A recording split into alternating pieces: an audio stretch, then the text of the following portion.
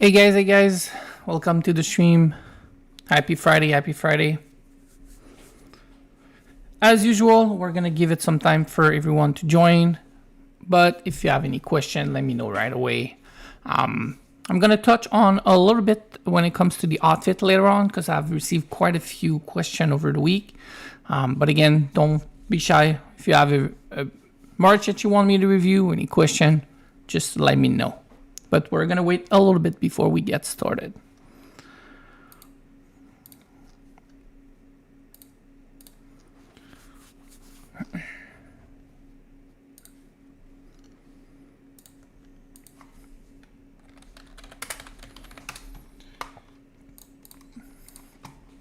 I am just killing off some gnomes at the moment. I need to use my talents.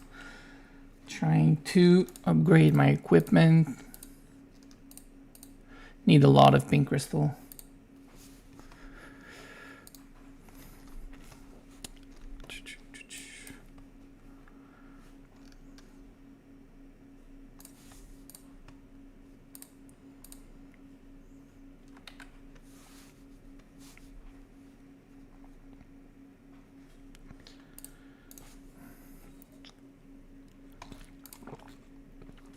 Hope everyone had a good week.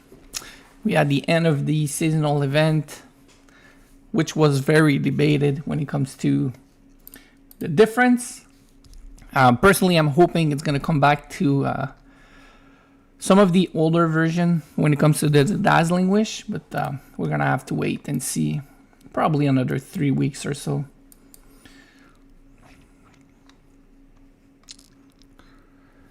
Oh, let me send you the Discord in the chat. Give me 1 second.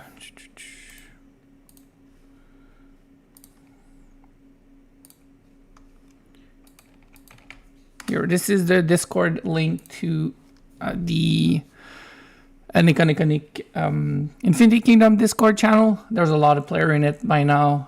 Everybody is able to help each other. It's very active. It's awesome. There's nothing that you need to do. Just click and join. If you have any question, you can always ask here or directly on the Discord.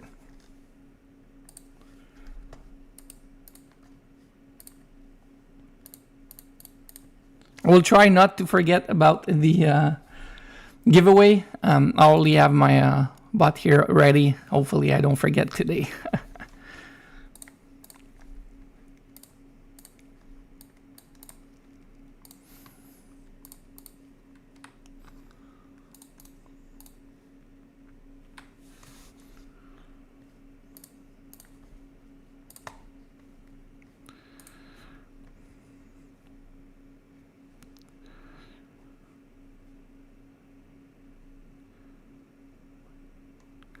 So my prediction on the 3.00 patch, I don't know yet, but I don't know if it's any indicative, but it is 3.00. So I'm hoping that we get something new that is a little bit out of the ordinary.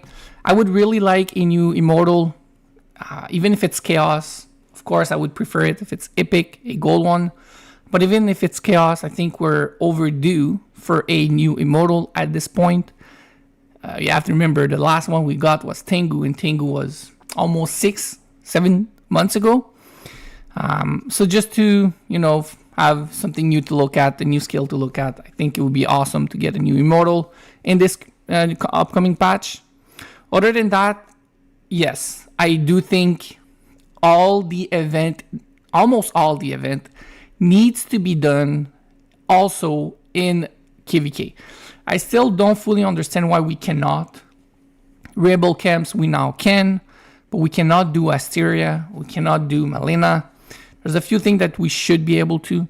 I've actually pitched them a revamp of Malena during KVK, which I think would be quite fun, or at least new. At the moment, what happens with Malena is it's became the same thing that you do with your alliance. 3 days almost out of every week, and you only go because you basically want to help your alliance. It's almost something that you don't want to do anymore, a little bit like core. But what it could do during KVK that would be really a new turn on Malena is not let us pick.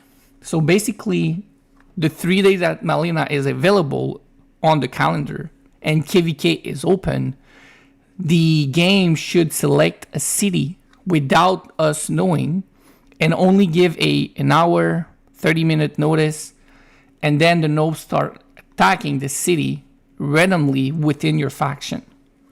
I think this would be a little bit more interesting. It would do something different when it comes to Malina because it's been the same thing for so long. But I do think there's some small tweak that they can do, but I don't know if it's gonna happen.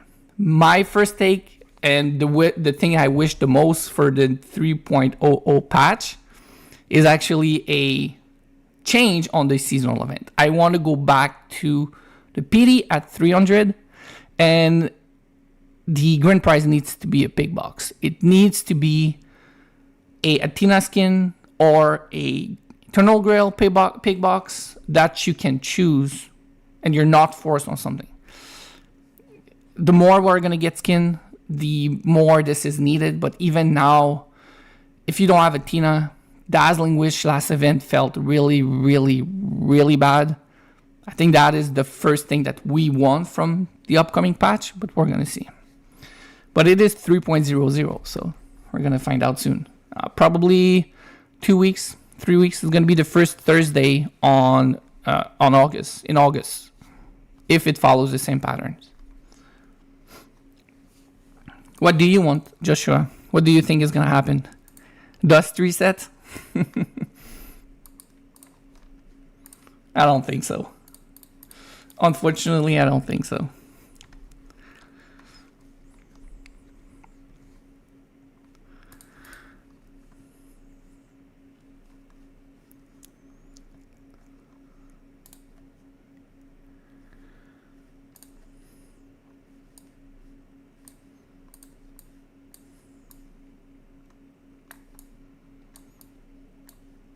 This event also needs to be updated. I think they need to change it a little bit. They haven't yet. I don't think a lot of players are playing it. For the Chaos one, for the Shadow and Oli, and also maybe for players that are trying to go for Oli and Shadow. This event is not replacing Sparks at all, and I think it should be a little bit closer to Spark. So maybe that's something they want to touch on the next patch as well. We're gonna have to wait and see.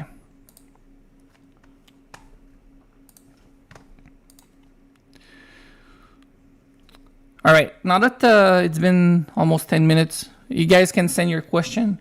What I'll do is I'll cycle through a few questions that I've been asked during the week. A lot of that was regarding the outfits and red skill. So from the video that I made, giving you my opinion when it comes to red skill and outfit and a mistake to avoid.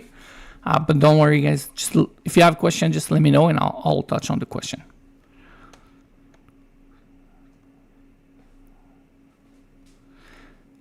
If the new patch has something with gnomes, Malina is gnome, so a good update on Malina could be something that you do. I don't know where you heard that it's going to be around gnomes, but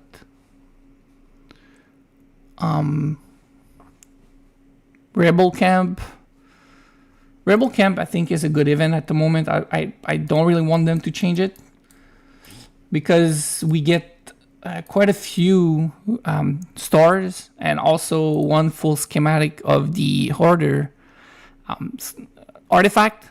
So this box right here, I might not have any more left, but not the one that we get a lot, but the one that we need for YSS, the one which you need for Matilda. So Rebel Camp, I hope they don't touch it too much. There is another event that I really want them to change though. It's the donkey one where you garrison your caravan and then you just let it go and it gets attacked. That one I would really like them to change. If that's one of the gnomes event they're gonna change, I'm happy about that because I don't really like that event. The reward is not too bad. It's just not a fun event to do, in my opinion. I would absolutely love if the Elite Wheel of Time point you get for attack, defense, Become one generic set of points, making it easier to double. Yeah, so that is definitely something that you need to be careful. I would say, especially early on, when you do the elite well of time, you will get about even when it comes to your marks, right? So if you have double tank, you need to be careful. But that is the same thing with equipment. So your equipment, if you want to upgrade it, you're gonna need a lot of these, and if you have double tanks, it's going to take you longer than if you have a tank and attack, but you can make it with time. You just need to be careful, select the tank that you want to do first. And it's going to be the same thing for the specialization. What you want to do if you're low on the marks, you want to leave it at level 1, and then you level this one first. Then you can come back and level the smaller ones. I would do the physical defense first for most players that are free to play low spender, because at the end of the day, you're probably fighting a lot more Alex, and then you can come back and do the magical defense. You don't need to do the dodge if you're doing a tank. This is something that you can do at the end, or even not at all if you have multiple tanks. As you can see, I'm actually a little bit low on the marks for tanks because I have just too many tanks. I had to reset my Charles. So my Charles is not maxed out yet on this one, but I don't use him as much anymore because I've been working on Anubis. He's not ready yet, but I've prioritized Anubis.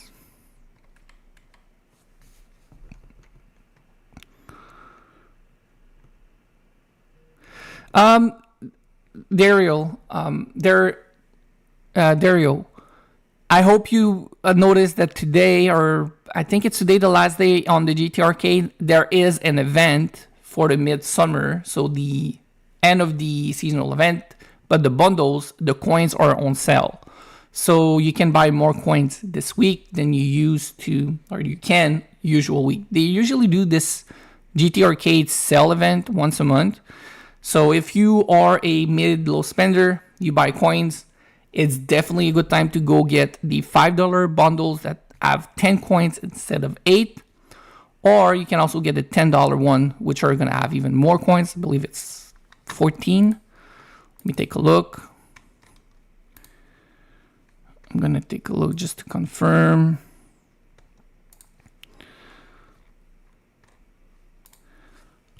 So usually you get 8 coins for $5. Now you get 10 for $5, and the $10 are 14 coins. You can get that 8 times.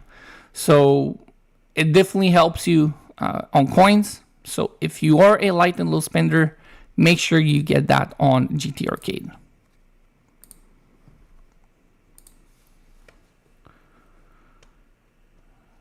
Hey guys, welcome to the stream. Yes, I can make a updated video on Artifact. I'm gonna have to take a look at that one just to make sure I don't repeat myself. It's not the same, but next week I'll try to make one that is a little bit more updated, maybe more condensed as well, so that new player can have an idea.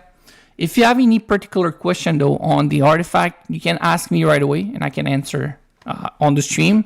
I know, I would say some of the question I get the most overall is specialization, Artifact, and whatever is new at the moment. So right now, outfits.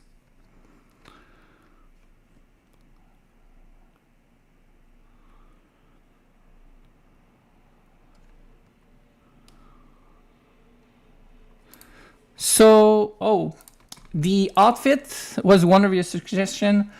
I think the outfit is something that could have been done better, but it's not the worst case. The one thing that I'm not a fan about the outfit is, again, because it's something that really strengthen your immortal, and we don't know which other immortals are going to get an outfit, when, in which order. Everybody, not you guys, but everybody needs to be careful about outfit, because, example, I don't know, you are a fire main, you have Alex on your second team, and all of a sudden you see outfit for Alex, you decide to completely change your team, basically switching to your fire main to a Alex main team. You have to remember, this might be good for now. This might be better for you for now. You're going to catch up. You're going to need to catch up on your dust and everything else from your second team to make your Alex team as strong as your fire team. But at some point, they probably will release an outfit for Wu. We don't know what it's going to be. Maybe it's going to be even better. We just don't know. So if you were using Alex, it's a good thing that they released a skin for him or outfit. You can go for it slowly. But it's not the end of the world, right? If they have not released any outfit for Immortal yet, it probably will happen slowly. And if I have to take a guess, my first guess was not Alex getting outfit because he is already pretty much broken. But clearly, they love Alex. So if they are going to do the Immortals that are currently very popular, so that players go after these outfits, I think the next outfit could actually be YSS. YSS is probably the other most played free-to-play Immortal in the game at the moment, alongside Alex. So YSS could be one, or Quinn could be one. It could be one of the two. It's probably going to be a free-to-play one and then a paid one. Paid one, in my opinion, it's probably going to be Loki. Where's my Loki? It's probably going to be Loki. Loki is extremely played at the moment as well, almost as much as Athena, if not more even. And one thing about Loki is that because they've been slowing down on releasing Chaos Immortal, he is the only Mage Chaos still at the moment. So getting him an outfit, I think a lot of players were going to go for that outfit. So it could be. But one thing, guys, you need to be mindful that the outfit is probably not going to come at every seasonal event. There's probably going to be 2, 3, 4 months between outfit, unless they release new ways to get outfit. Most players were not able to max out their outfit, even for Alex. If I look in my server or overall, there's not even this player is one of the biggest whale. He was able to max out Athena outfit first event. That was probably not cheap. But if you look at most of these players are not going to have a maxed out outfit. See here, this is a pretty big player. You can see Loki, Bjorn, Athena, Alex. Alex is only 3. You can take a look at a few other. This is one of her strong player. Outfit level 5, right? So it's almost impossible that this was the only seasonal event and the next seasonal event we get a new outfit. So this is something that you need to be aware. Go slow when it comes to getting these outfits if you're a light spender. Myself, I don't actually use Alex in my main team. I still went for the outfit, but slowly, right? I don't mind if it's not maxed out. At some point, maybe I'm going to have to use him in my main team until they release a skin for somebody else or outfit for somebody else. But I'm not going to go and rush it too much. Because next seasonal event, example, if you take this Mega Monster Well here, Lawn. Well, if you take this player, next seasonal event, he doesn't really want to do the Dazzling Wish event if the Dazzling Wish event is still the same, right? So he's gonna have to keep every tokens and wait for the next outfit to come out. Otherwise, he's gonna get extra Athena outfit shard, which is probably gonna do nothing for him. So again, maxing things out is not on the first event. It's not for everybody.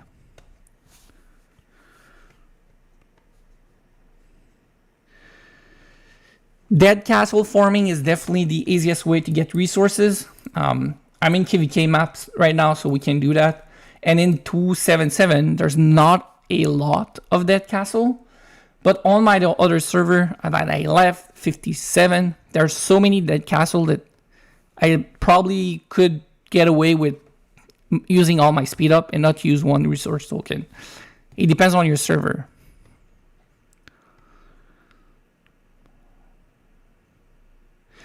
If you have a lot of these schematic, so these ones, as you can see, have around 5,000.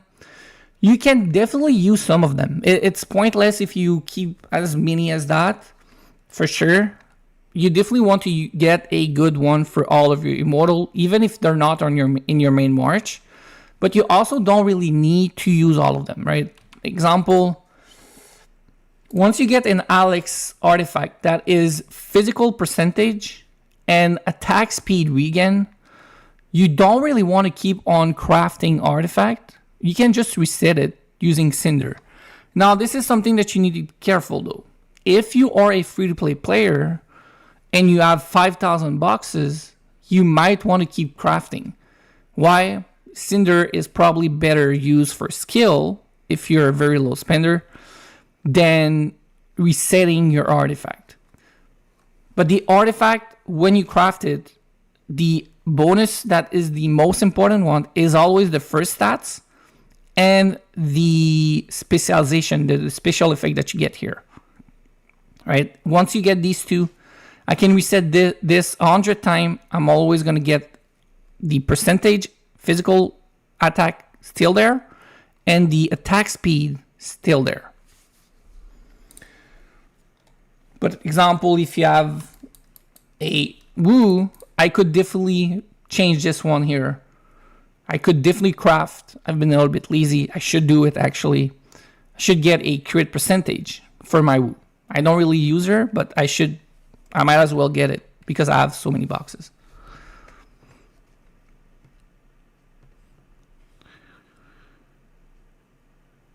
Quinn, yeah, it could be during the Chinese New Year. That would be probably a good way to do it for them.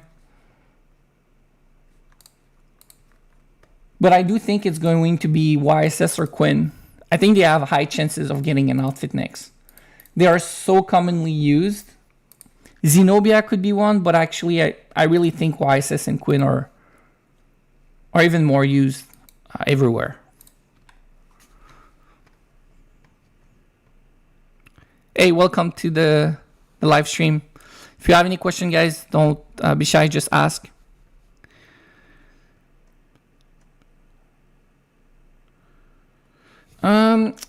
So level 40, you want a recommendation on Alex, YSS, Zenobia, Quinn skill if you are level 40 and you don't have any token skill. All right, I can do that. On Alex, I would probably go with, actually it's going to be easier if I go on my mini account.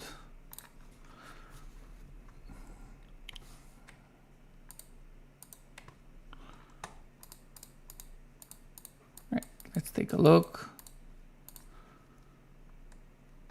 I would probably get combo on Alex. You can also get anger or dual master. I would only do one of the two, honestly. And then you can do physical shield as well, which is decent. You will need at some point to get cleave, for sure, on your Alex. So you will end up without token skill, only pre-level 40 skills for Alex with cleave combo, and you're going to pick one between anger, dual master, or physical shield. So this one, or this one as the last skill on Alex. On YSS, I would go with fighting master. I would go with probably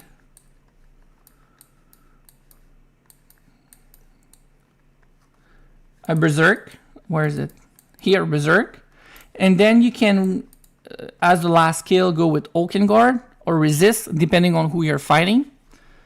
For Zenobia, Quinn, you're gonna want probably speed blessing early on. You can replace it later on. You can do energy suppression. You can do, where is it? Again, if you're fighting, if it's not on YSS, you're going to want to bring Oaken Guard or resist, depending on who you're fighting. You can also do War Blessing It's also decent early on if we're talking about pre-level 40 no token skill. And honestly, that's pretty much it. You can, again, this is not something that I would recommend if you're very, very limited on Soul Crystal. But early on, you can also do Paralysis. But Paralysis is going to lose a lot of value very, very quickly. But early on, it's okay. And you mentioned 40 no token skill. Other than that, the other skill, it depends on what you're doing. If you're doing some of the content for PvE, these two are actually good. This is my low account, and I unlocked both of them, and I'm actually quite happy with these. It allowed me to finish the seasonal event. I did the seasonal event Pinnacle Challenge fully with this account here. I can show you. It's this March, it's only 375, and I was able to clear the seasonal event, both the normal challenge and the Pinnacle challenge. And I'm doing okay in the elite. I'm only at 13, but for this level of March, it's okay. I can probably do a little bit more if I boost, but I don't really need to. And I'm at 19 in the normal one. So it's a decent March. A 2 blue skill does help against monsters.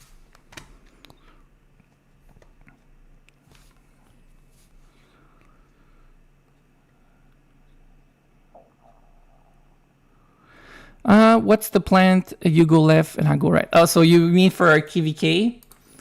So to this KVK is going to be definitely interesting. Actually, I need to change account because this is another KVK. It's a different KVK. 1 second. This is the AoE KVK. Let me show you quickly. So this is the, I would say, mega KVK. Really big one. But the one that I am part of when it comes to my main account is going to be a KVK that I think is a little bit one-sided because of 136 being extremely strong in our KVK. If you take a look at the ranking and go to strongest troop, you can see that 136 are definitely way stronger than anybody else. Right? So top 10 are all 136. Let's take a look. Top 15 are all 136. So like 1 to 15 are all 136. We don't have any max Medusa March on our server. They have a few. So there's definitely way stronger. But what we're going to do is we're going to try our best to fight as much as we can. This is 136. So for sure when the gate opens, we're not 100% sure yet. We're still debating within our alliance. But we're probably going to focus top, right? Because we are going to have a way better chance at fighting topside than here. We're still going to open it and fight 136 as much as we can. But clearly, they have a pretty big advantage. And this is the kind of KVK that happens a lot. With the new matchmaking, we're going to have to see if it happens less often. But it is something that you have to deal with. It's the end we've been dealt with, and we're going to try our best to have fun and fight as much as we can. My thoughts on a 5th March. I think it depends what you can do with your 5th March. I think at some point it's probably something that will happen. But at the rate that they're releasing Immortal, which is very slow, it might not be soon. Now, for players that have been playing the game for a long time, a 5th March could be nice. As long as it's mostly for gathering, sieges, and similar content, right? You don't want a 5th March in Arena yet. You don't want a 5th March in TOS. The reality is most players, even if they've been playing this game for 5 years, only have 1 or 2 very strong March. And their 3rd and 4th are still very much weaker than their main. But whales have probably 3 or 4 decent march. And if you add a 5th march, it just really, really only helps the whales. So I don't think you really want a 5th march in arena for almost anybody that is not a mid to mega spender. But as you can see, most players have 2 decent march, but even the rest are way below. Take a look. Even strong players. You have 1, 2 strong one, and then you go really below with the other ones.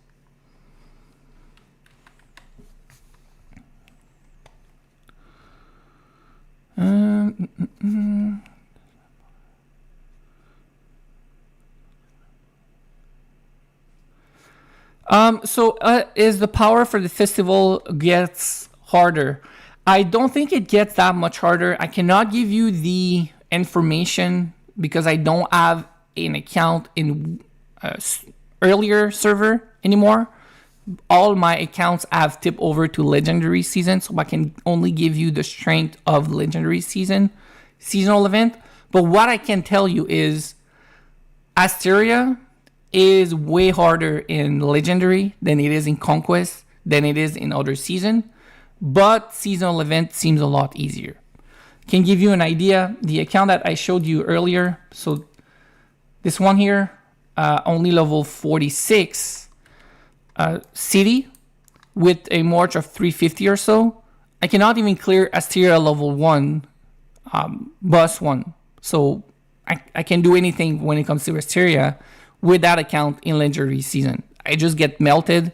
I cannot even clear the first level, but I was able to clear a whole event. So as I'm assuming that it's probably the same or about the same everywhere, but I cannot guarantee you.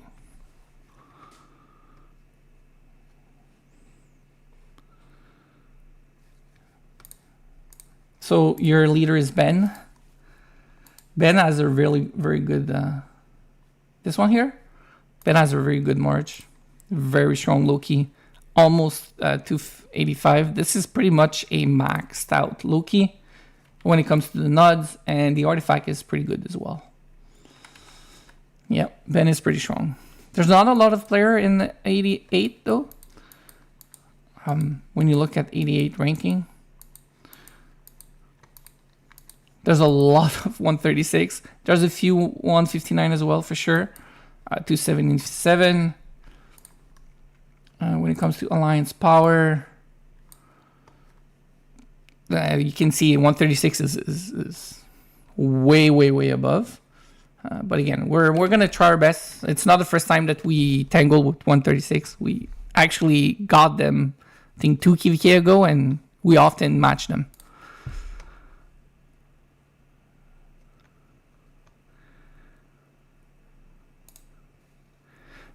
Okay, again, it depends on the KVK, right? If you are talking about this KVK, I am in the KVK with 136, 8 WG. So you need to be careful. I have another account in 57, and also have an account in What the Fox, which is in a different KVK. All 3 different KVK. Yes, they are monsters. They are... With 38, I would say the 2 strongest alliance at the moment. So 38 probably first, and then 136 are probably second. They're very close when it comes to strength. When it comes to the battle itself, it depends how they perform, but number-wise, they're very close.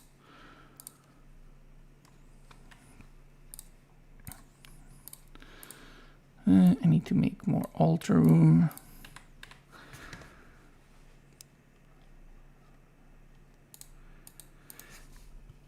Yes, 88 has been there for a while. I've fought 88 in a few TOS previous version. So the version where we were getting many TOS region. Basically, I don't know if you guys remember, but TOS used to be different. Now it's always the same, but hey, it is what it is. I think TOS was a little bit more enjoyable previously. But I do know TOS is something that they asked about. Maybe they're going to change something in some ways at some point.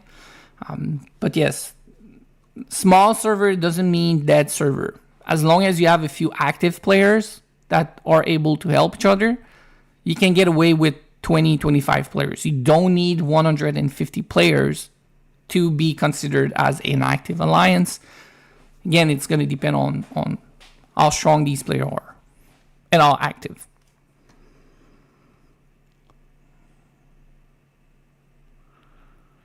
Faison, you should definitely go for T5 first. The tier of your troops is going to matter a whole lot. And then you can do the tech, the academy research. But be careful when it comes to the barrack. If you are using, example, double shieldmen and you have bowmen, of course, you want to bring your T5 bowmen and your T5 shieldmen in this example. Then you can do your tech and come back to the other tier of troops. Because if you do, example, spearmen and you don't need the spearmen, it's a waste of time that you could have and resources that you could have put into your research first. Resource bottleneck, there's 3 ways. Number 1, spending. I don't recommend it. Do not spend on resources. It's the worst thing you can do, honestly. So forget about that. You're better off just waiting. The second one is going to be killing dead castle. Let me show you an example in 57 because there are a lot.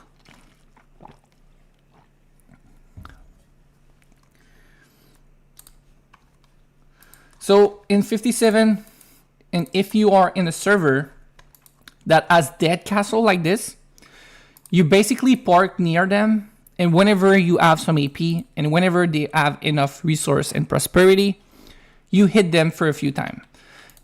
This is going to allow you to farm a lot of resource. You trade basically AP, so action point, for resources. And it's also going to allow you to go over the limit if you want to by doing a few tricks. But this is the freest and easiest and quickest way to get resource. I'm going to scout this one and going to show you how much resource I could get from this player. What is important is to not bring them to 0 prosperity. If you bring them to 0 prosperity, they are going to fly around the map. You're going to need to find them. And most of the time when you fly a player, again, most of the time, they go further out towards the edge of the map. So if they are already close to the middle, 100% do not fly them. Do not bring their prosperity to 0. So example, this player, I could get this amount of resource from it, right? So I could get a lot of wood and quite a bit of food if I needed that resource. This is the second way. The last way is going to be from events and from the market. From the market, you need to be careful. It's only for late game players, I would say. But you want to gain or buy some resource token. You can use resource token, right, to get a lot of resources. And the way you want to do it is you don't use your resource token if you're able to avoid using it. Because when you get to late game, the bottleneck is actually not how much resource you can get with time. It's how much you can hold in your warehouse. So this is a bigger and harder bottleneck to solve than when you're in need of resource because you're upgrading a lot. That one is harder to solve. And again, if you don't have any dead castle, I can add a fourth option. And the fourth option would be basically to create a farm for yourself. A farm for yourself is going to take some time. It does not have to be level 60 to be considered a farm. Only 40, 45, 50 is enough.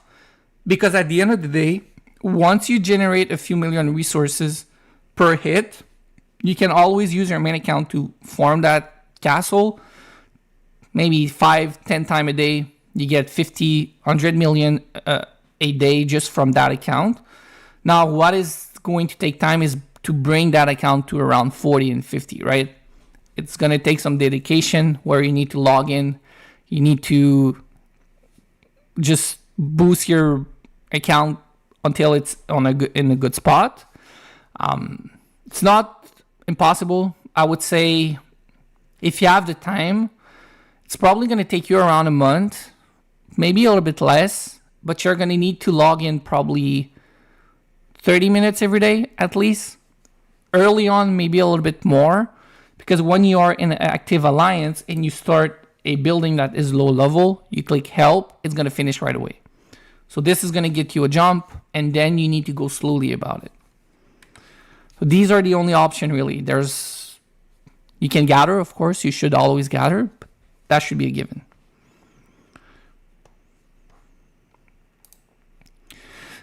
Is one form enough? It depends where you are at and what your bottleneck is at the moment. If you're still level 40, one form is definitely going to be enough for now. And again, if your account is level 40, I doubt that your form is going to be level 40, right? It's just going to take time for both accounts to level up at the same time. And if you level both at the same time, you're not going to be draining the resource from your farm. So you need to be careful. If you create a farm, make sure it's a farm.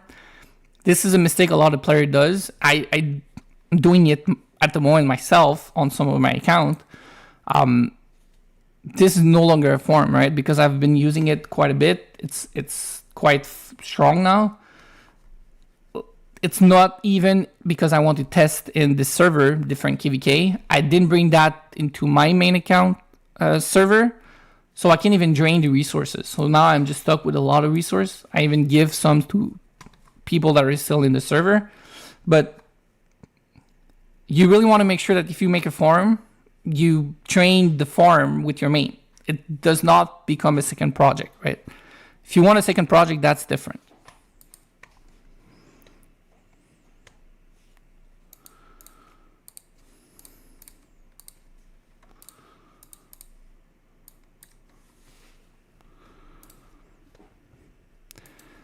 Earlier server definitely has less dead account, but as you switch season between KVKs, this is where a lot of players sometimes stop playing or just are not as active anymore, and you might be able to find dead castle, but dead castle is more for conquest and legendary season, I would say. The more recent your server is, the less likely you have dead castle on the map.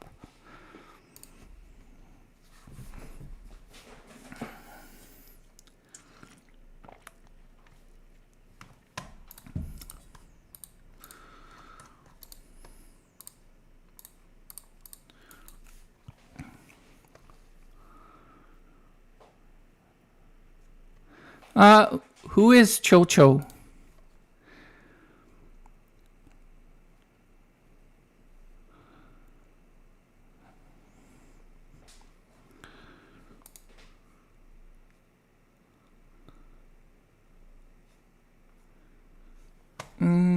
Not sure.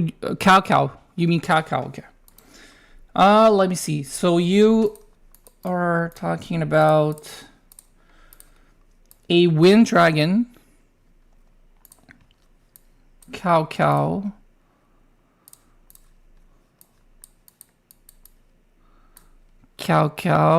Quinn. Annibal and Louis.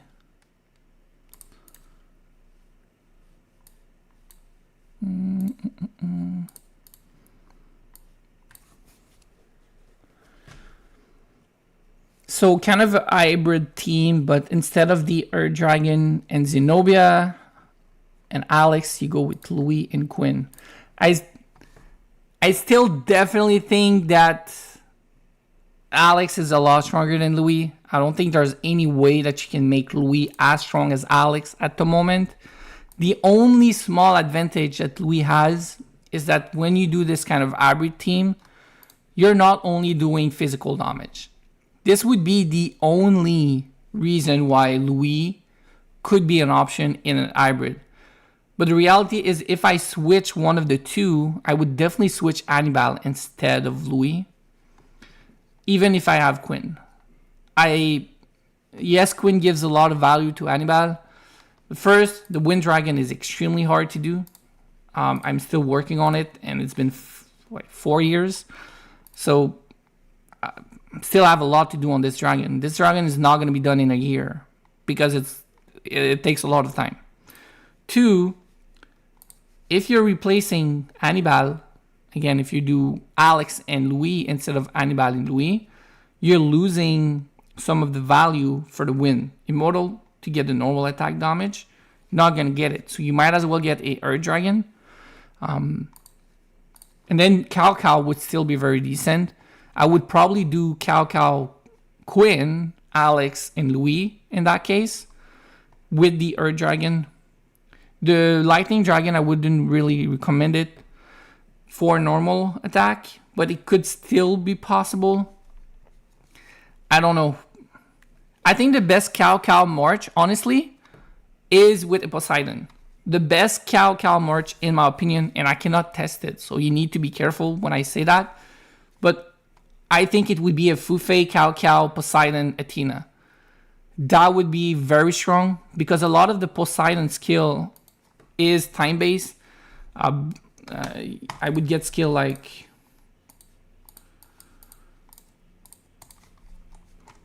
Blade Vortex, Executioner. You can also maybe go with this one here, Blade Dodge.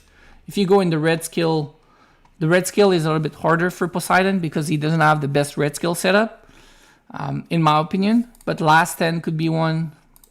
Drastic Action, so. You could always do Fully Prepare. It will take longer for him to stack up, but it will stack up and you will get the defense and attack. But if you look at Poseidon here with the Cao is very good at helping frontline carry. Poseidon is going to get the benefit of the healing because you have an Athena.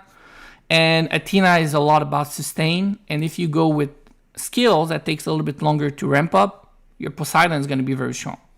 So I think if you absolutely want to use a Cao, the best option is probably with the Poseidon. If we look at normal Immortal, I would still think Alex. I would still probably go with Alex. The only thing is you might want to replace Zenobia with Cao, but I don't think it's really worth it. It's probably very, very close when it comes to value, but Zenobia is a lot cheaper. So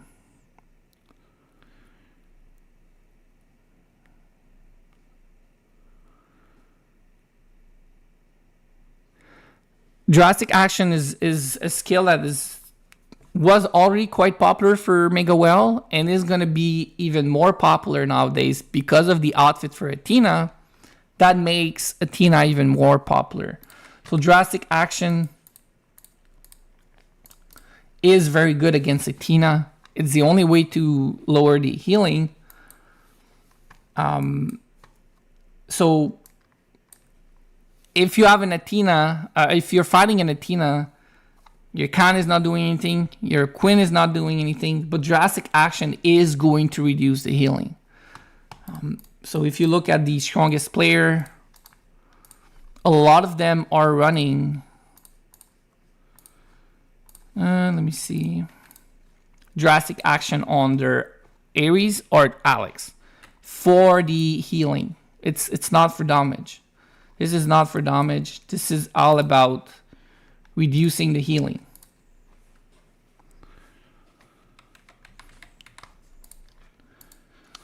So yes, very strong.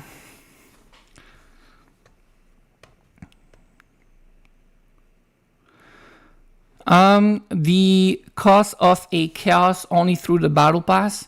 Well, it's only going to cost you as much as the battle pass costs, but it's probably going to take you, I would say, on average, you can get about, if you do both battle pass every month, you can get 3 to 4 times the Immortal. And when it's the artifact, you can only get it once or twice, depending on the months. Sometimes it's twice, sometimes it's once, and an immortal. It's probably going to take you almost a year. So you can do the math, but it's probably going to take you almost a year. Because you need a lot of fragment, especially if you do somebody like Loki. But it is worth it.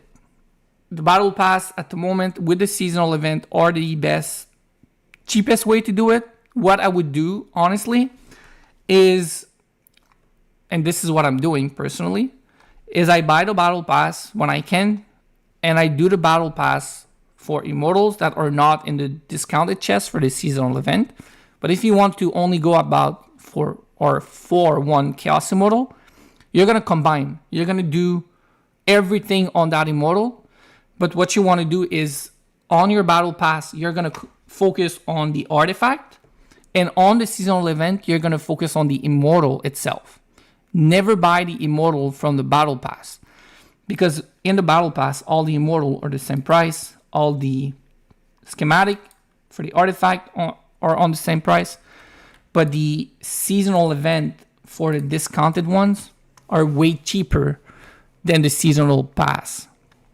So seasonal event, immortal, battle pass, artifact. That's the way you want to go about it.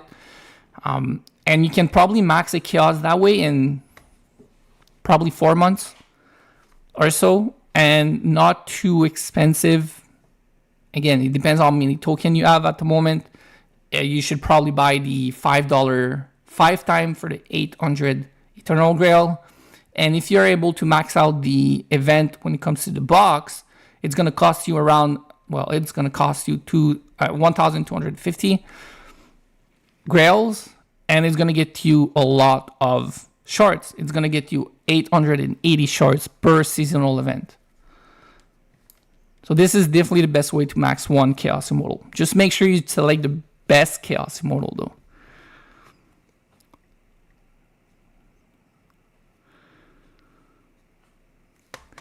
The Philostone? Yeah, I have quite a few. The reason why I have that many, guys, is because I don't need these immortal. Matilda might be one that I want at some point, but if I want to do Matilda, I might as well just use these boxes that I have too many. And I'm keeping it because at this point, I don't know, but if they do change the immortal here, example, they added Pakal. Now, Pakal, I did a video on him. He is not worth it. He's not all that great, at least at the moment. But if they do at some point add a gold immortal, well, I'm going to use 7k stone and maybe I'm going to get a head start on him. That's my hope. And because I don't need it, I'm just not using it. But here, it's the same thing with this here. This is from the seasonal event. Like, I don't need a soul crystal, but I have these boxes and I also have these ones. I might need a gems at some point, but I just don't see a point of using them at the moment. The best way to use your gems is going to be Rune Factory if you are going after a Chaos Immortal. This is where I use all my gem at the moment. I spend 20k each day of the Rune Factory when I have enough gem. Of course, it's not every day, every week that I can use 20k, but right now I'm going to have enough for the next Rune Factory, and I'm probably going to use 40 to 50k gems on that because it's going to transition to Anubis fragment for me.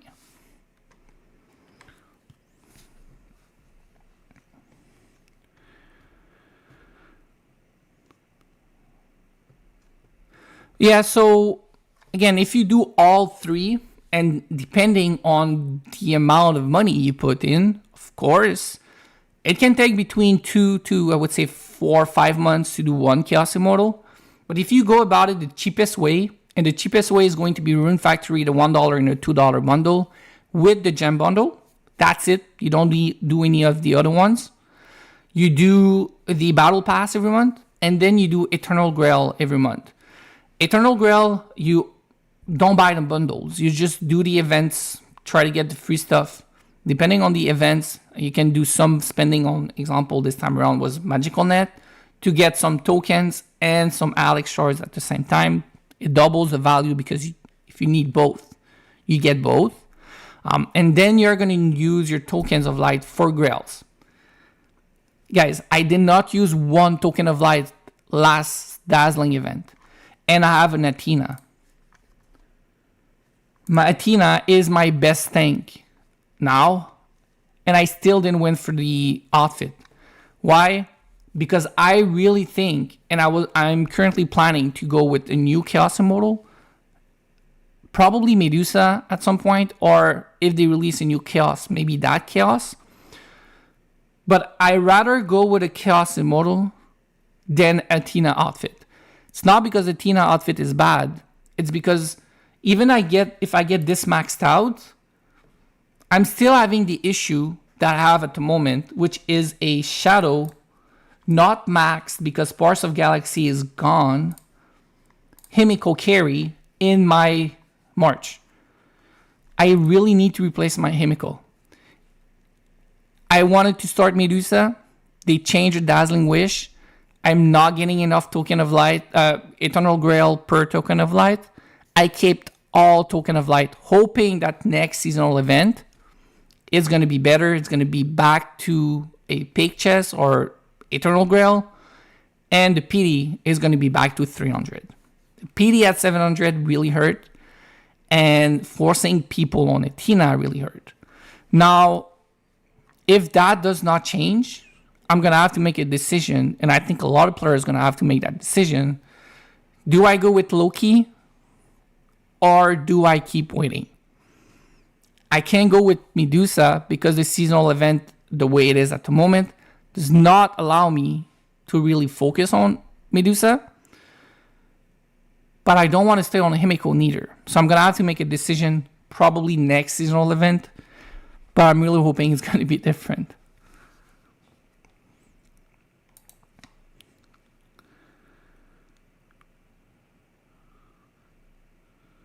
VIP? You mean gemming your VIP level? I would say no. VIP... Now, even if you get better stats from the VIP, the issue with the VIP is honestly, it's really trash once you get there. Like, I'm getting this sometime, but this is extremely expensive. Like, I'm not working on an Holy Dragon. I'm not working on a Shadow Dragon. I'm getting the Holy Fragment from the VIP shop because when you look at this here, there's really nothing else I want. I don't really need the key. I don't really want to buy resources with VIP. It feels really lackluster. I don't need that. There's not any good option. But this is extremely expensive. It costs 15k and you only get 100. This is ridiculous. So basically once you're VIP 15, you're happy because you get the big buff. But you get nothing out of the other VIP points that you get, right? It's complete waste at that point, in my opinion. So if you're jamming your VIP, you're going to be happy once you hit 15, but you're not going to be happy that you use all that gem afterwards. My recommendation is use your gem in Factory, the Rune Factory, and get to your VIP higher level when you get there. Honestly, I wouldn't gem VIP anymore. Maybe very, very early on, like if you're extremely, extremely early on, you want to hit like level 10 VIP for the stone. That is something that you could do. But after that, even if you get the buff, don't do it. Don't do it.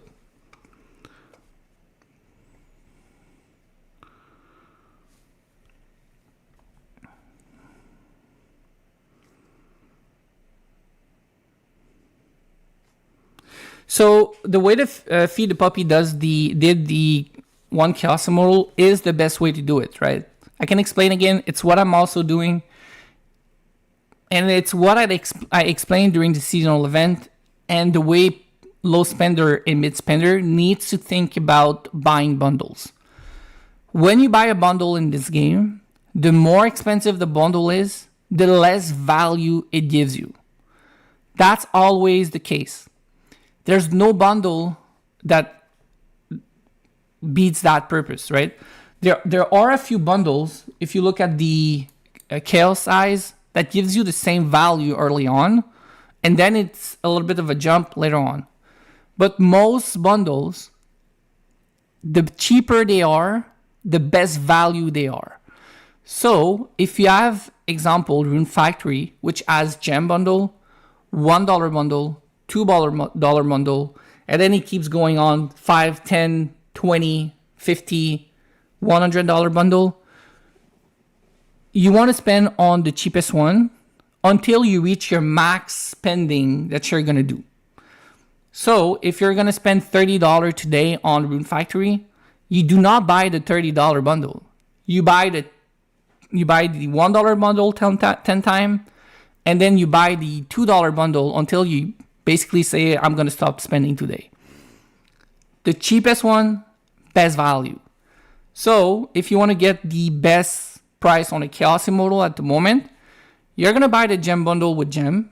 You're going to buy the $1 and the $2 bundle. Every day the event is available and the bundle reset. The event is available 3 days a week. It's available 3 days a week.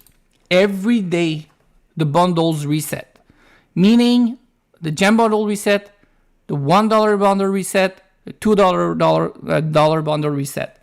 Every single day you're going to buy all three maxed out, and this is going to be your Rune Factory budget. That's it. You don't buy any more in Rune Factory. Then if you can do a little bit more, you're going to do the Battle Pass. You're going to buy the Battle Pass. Now, if you want to be even more efficient, you're going to wait before you buy the Battle Pass during the seasonal event. Because during the seasonal event, you have the reward event where when you put in money into the game, they give you a bit of token, they give you a bit of gem. You're going to unlock or buy the bundle, the Battle Pass during the seasonal event.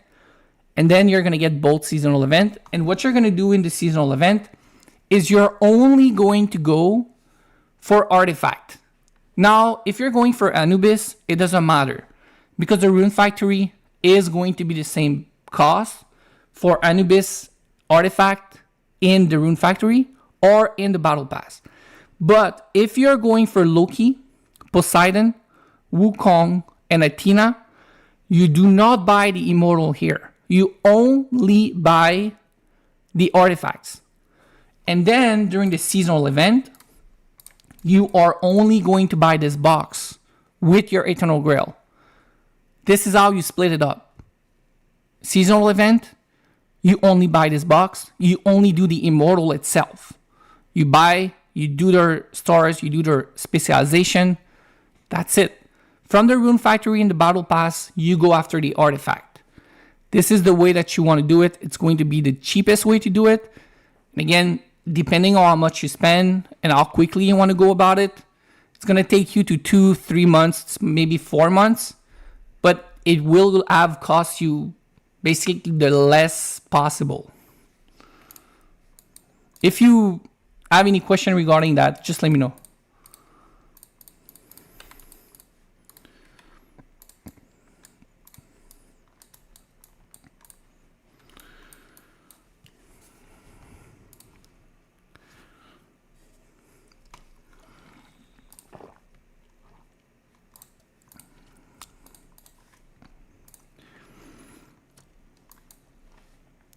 All right, if you have a question, guys, let me know. What I'll do right away at the moment is I'm going to talk a little bit about the outfit because I did a video on it, maybe 2 videos. I did a video about the mistake I think players are making. And I want to give you a bit more information because I've received some question when it comes to why I really think a red skill is still better than an outfit and why I think going about the outfit is wrong too quickly.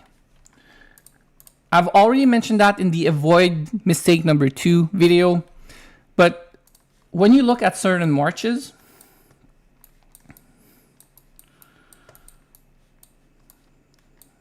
here is one of the best example. Okay, this is Retribution Second March. Not Second March, second account, but a very extremely strong Second March account. And this is where you see a basic YSS Alex Quinn Zenobia March that perform very well, is easy to upgrade if you do it the proper way. He went with the outfit slowly, but he already had a red skill. The reality is, even if this Alex is at 0 on the outfit, the knife through butter skill is going to carry this March against any other Alex, even if they have the outfit higher level. But even more so, the knife through butter is going to help very much more against Himiko, Loki, Khan, Apollo, anybody that uses energy. The knife through butter is going to be amazing against them. Whereas more damage and more attack speed is going to help, but it's not going to make that much of a difference against those caster. And this is why if you go about selecting an outfit over a red skill, given the outfit that we have at the moment, I think it's a mistake. Alex is strong. Alex is stronger with the outfit. The outfit does not need to be maxed out to be strong, but it's still Alex. It's still the same skill. It does not do anything crazy. It just adds more stats. This does something crazy. This makes your Alex sometime with only one red skill destroy a chaos team. Why? If the 60% chance happens 4 or 5 times in a row and the other side is a mage carry that cannot cast, it's going to lose. It's not going to happen all the time, but one red skill, knife through butter, can actually win matches for you against way bigger enemy. The outfit is not going to help you do that at all.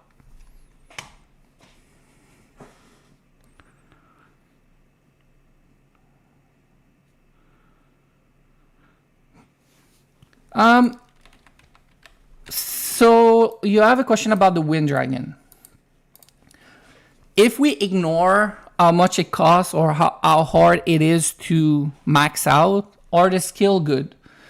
The reality is the skill are not so good, but not so bad neither. It depends on who the skill, who is matched with this dragon, and also who or which other dragon you're currently comparing with.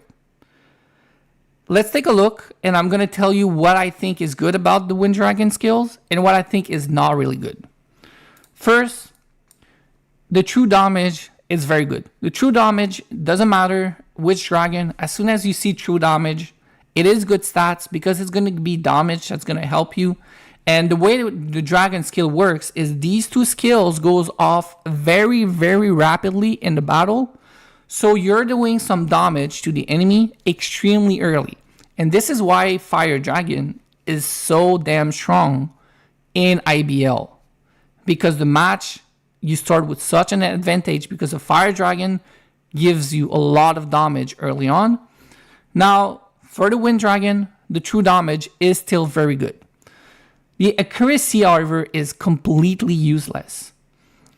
This, even if you have a full win march, even if you have misleading on your team, as soon as you're in Conquest Plus, even worse in Legendary, the accuracy, even if it's a percentage and it's 25%, not the lowest debuff, it's not going to matter. The reality is I don't even think you're going to dodge anymore. When it comes to this one, if you have an Athena, this skill is actually quite good. Because again, you're guaranteed the healing if you have an Athena. If you have an Athena, this is also on 3 random ally, and it's not only win immortal anymore. So this one is actually quite good if you have Athena. And when I say quite good, it's actually quite good because you're guaranteed a healing. Now, the only thing that is a little bit less interesting about this skill is because it's 3 random allied, right? So because it's three random, you have to remember, if you're running a solo carry March, your solo carry might not get this buff. If you're running a hybrid, for sure, one of your 2 attacking model is getting this buff, so this becomes a little bit more interesting. But the second skill, the Stormy Breath, is quite good. This is also quite good, again, if you're running a physical team, because this is only giving physical damage. I think the percentage on normal attack, however, is a little bit lackluster. One of the reasons is you need a solo normal attack immortals. You need Hannibal, sorry. You cannot even do Saladin. Saladin, this is not really going to help him. Baldwin, it's not very useful, not really going to help him. Even if you would use a chaos that is turning into a wind immortal, if it's not Ares, not very useful. If this was normal, not normal attack, but even lower percentage, but all damage, this would be good. But because it's normal attack, yes, it's 25%, but the reality is, if you're not running Hannibal, this last skill is almost useless. It's almost useless. And this is what I don't like about the Wind Dragon. It's not only the accuracy, which is very bad, but it's the third skill that helps normal attack, but only for the Wind Immortal, and there's only one. It's Hannibal. When you look at some of the other dragon, it does not matter really who is the carry, as long as it's a lightning. Louis is gonna help. Peter is gonna help. Amarubi gonna help. Khan gonna help. Here you look at this one. It's percentage damage for True Plus, but it doesn't matter. It's not about normal attack. So Cleo helps. Alex helps. Arash helps. And this is the biggest difference with the Wind Dragon. It's because they made it normal attack. But there's only one that do normal attack. So this is why even if it was not, even if you could form the Wind Dragon, there's 2 things in the Wind Dragon that makes very little sense. But I don't know if you noticed, the base stats are higher. If you look at my Earth Dragon, actually take a look at my Lightning, my Hurt, and my Wind. You see the physical attack and other stats? All the stats on the Wind Dragon are actually higher. So if you use the Wind Dragon, you need to make sure that you have Athena, in my opinion, and you want to use it for the stats. You don't really want to use it for the skills itself. So again, if it was formable, I think we would see the Wind Dragon a little bit more often, just because the base stats are higher. But because it's not formable, it's hard to get, expensive to get, and it's not the best dragon. You basically just get better stats. You don't see it all that often. And my Wind Dragon is not in a bad spot. Like it's not finished for sure, but I don't really need the accuracy, right?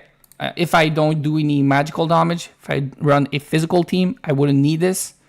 So when you look at this one here, it's basically finished for a physical team when it comes to the nods.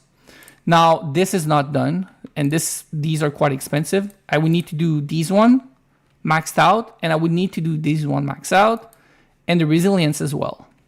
And then, if I really want the stats to be higher than other dragon, I would need to finish that to 50 or at least 40. It's going to take me probably 6 months just to do that.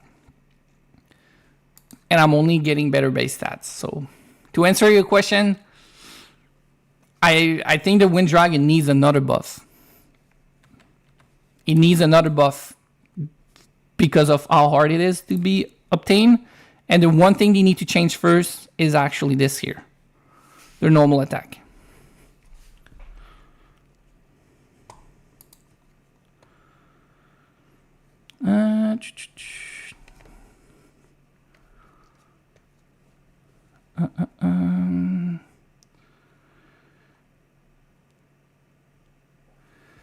Athena, Caesar. Caesar is very good.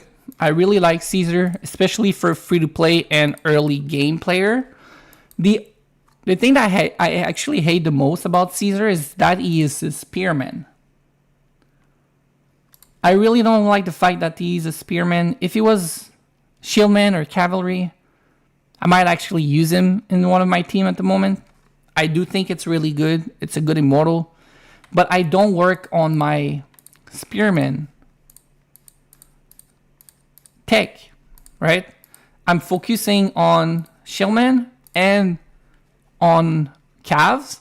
So my spearman is really, really, really behind.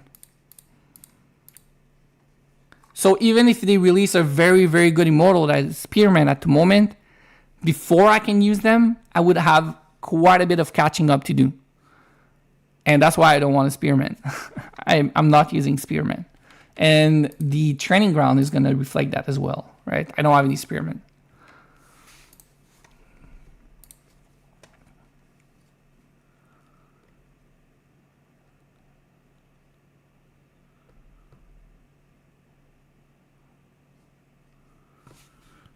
So you're going to, okay, one second. My team is lightning at the moment, but honestly, I don't know if it's worth switching to our team. What is exactly your team? Like, what are the lightning immortal that you're currently using?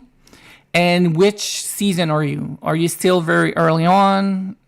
Because that will depend a lot. I will release a bit more video on the lightning team because I've been asked a lot. But the one important takeaway you need to take about lightning is I don't think it's strong later on.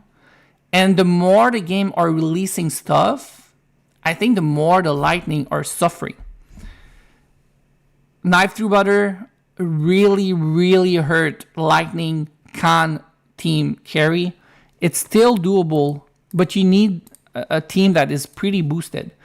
This is probably the best Khan March that I've seen out there. Sometimes you use corrosive power instead of time to shine. But it's not about Khan as much as it is about everybody else around him, right?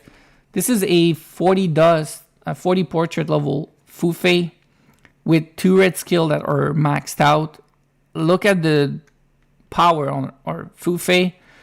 It's almost maxed out. Like, this is maxed out. This is an extremely good artifact. It's almost maxed out. This Bjorn is almost maxed out as well with a Divine Blessing maxed out. Decent artifact. Knife through butter. Fully prepare maxed out. 304k Alex. Right? So extremely strong Alex. Khan is there. But if I was to replace somebody in that march, it's going to be Khan. I would replace Khan before doing a replacement on Bjorn. Because Bjorn is already almost maxed out. And Bjorn is extremely strong. Changing Bjorn for a Anubis, it's not going to give you good value. Changing Bjorn for Athena is going to change the way your march works. Bjorn is about debuff and giving you more damage. Athena is about sustain. So it's going to change the look of your march. Is it going to be that much better? Maybe a little bit, but not that much. Changing Khan is still going to be the best bet that you have. So this is a very, very strong Khan, and I'm still probably going to change him. I think it's very telling on how much lightning is weaker. I'm never going to change an Alex that is this strong. Like Ares, no. Doesn't work. It's not worth it. Another tank, you're losing a knife through butter and fully prepare skill level 8. Can't do that. Khan is the best option.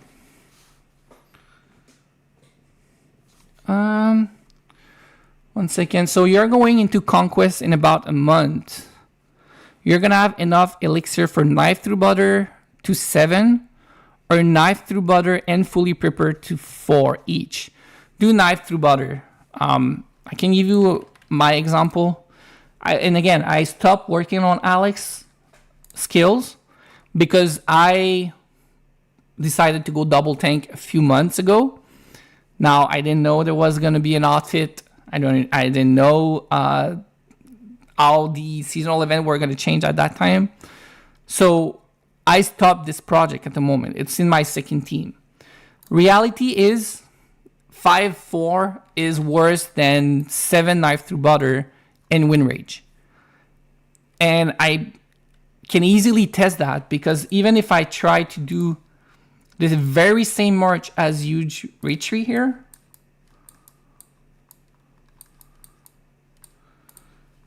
as this march here, but I put knife through butter and fully prepare with assembly charge. I even have an Athena instead of a YSS, and I even have a Fufei instead of a Zenobia, and this march is still killing me, right? If I do Quinn, Fufei, Athena, Alex, I'm still losing. Fully prepare, it needs to be at least 6 to 7 to give you the good value, and knife through butter at 7 is going to give you a lot of value. I would go knife through butter, 7, and actually, I would probably do Fountain of Life level 1 or 2 before going to fully prepare. Because if you're running something like this and you have Fountain of Life, even at 2 or 3 is going to give you very, very good value. And I think it's going to replace a skill like Purification very, very well. It can even replace Vitality's Touch very, very well. And again, it's going to counter No Escape on 3 or 2 of your Immortal. 2 in this case because YSS has Fighting Master. And Alex already is immune. So against this team, No Escape only works on Zenobia and Quinn. But still, it's going to counter No Escape very hard. And it will make it so they pretty much waste a skill, which is one of the best skill in the game, into No Escape. This is what I would do. If I was to change the way that I do my march, like if you give me all my money back and you let me pick how I do my march right away, like I give you the money back and I just pick and choose what I want, my march would be 100% different. Like I would not have this kind of march at all. But that's normal. Like it's the way game changes. You make some decision. The game meta changes, so you need to change your march. You try things out, doesn't work out. It's part of the game.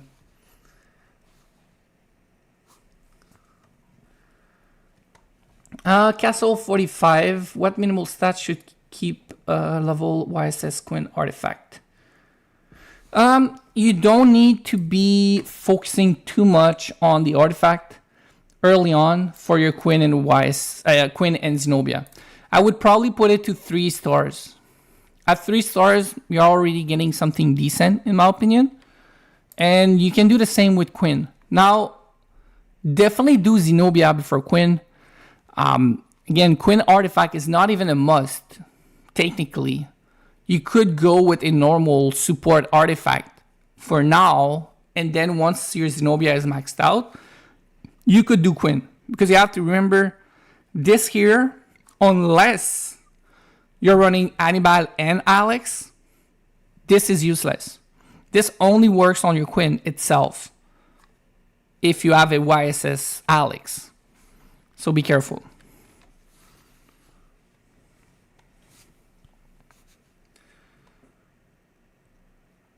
Let me see the Discord, 1 second.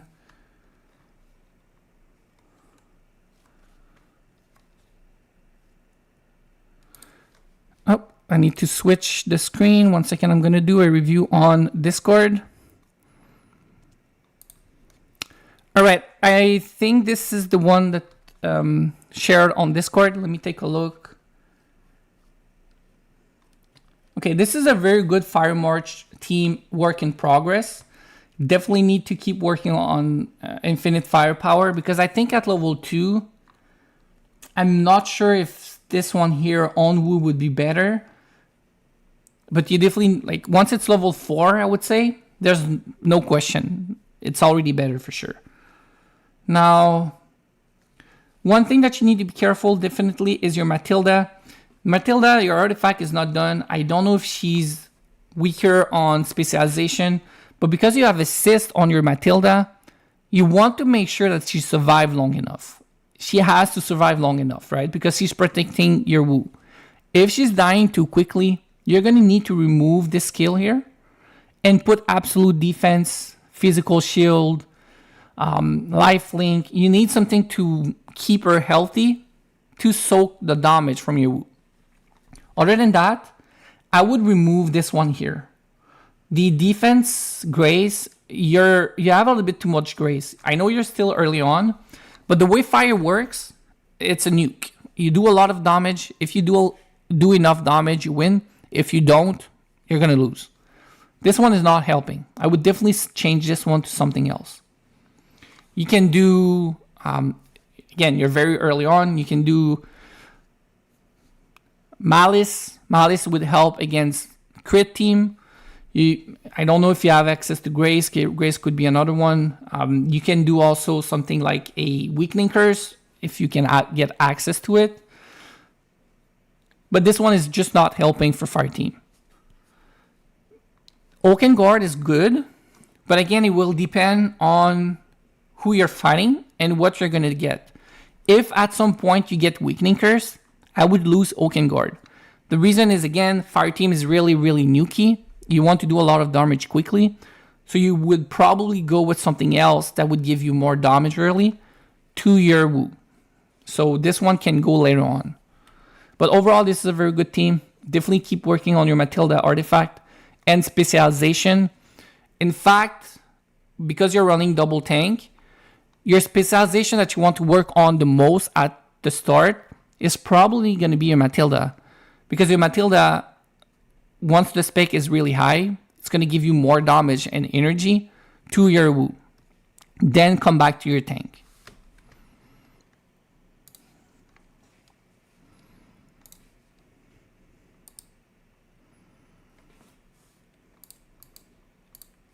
All right.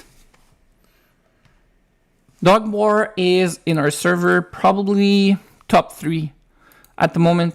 He is one of the strongest, but I think Neo is stronger. And Snoopy is probably going to be stronger soon, if not stronger already. Reason is they are working on Medusa. All right. So this is a 5 Alex and Medusa. And Snoopy also working on Medusa.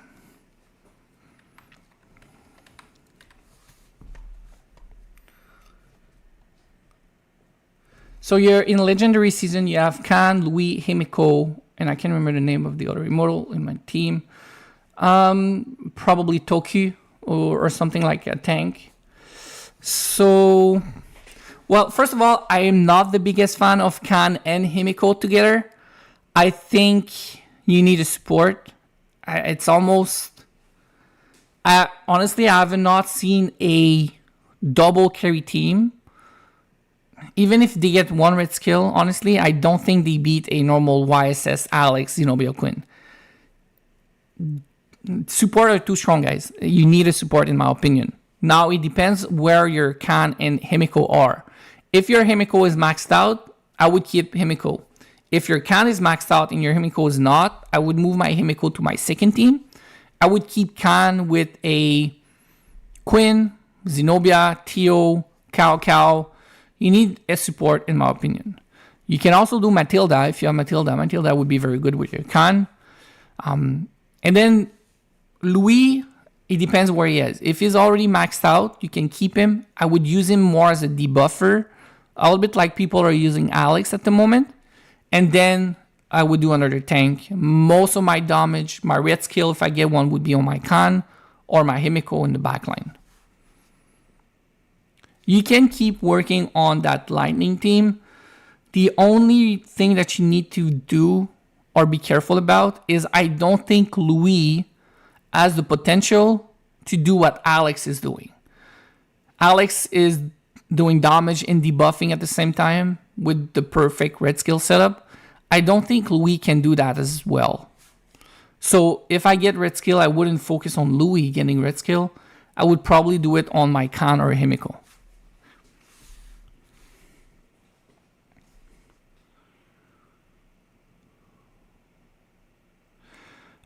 Recommendation for spell for Impress Wu for season 1 and 2.